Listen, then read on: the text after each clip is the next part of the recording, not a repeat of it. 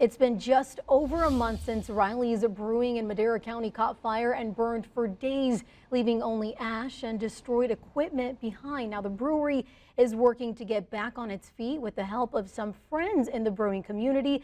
The owner of the House of Pendragon in Sanger says he had a couple of extra tanks, he wasn't using as much, and invited a brewer from Riley's to brew their beer here. Now, Action News reporter Nick Garcia has more on the support for Riley's. Riley's Brewing Company near Madera suffered a horrible fire in July. The ethanol in one of the silos kept flames burning for days.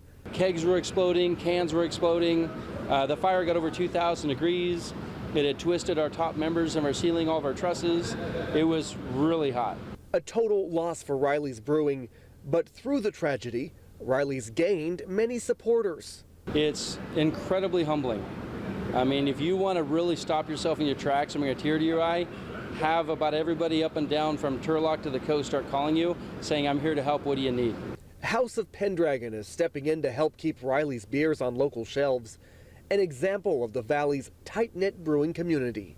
We're all pretty close. We try to do events together, support each other when we need it, and just try to be as cohesive as possible. One brewer from Riley's was able to stay on staff and work out of the House of Pendragon Brewery. The rest have found other jobs and will get help from the GoFundMe page Riley created to support his employees.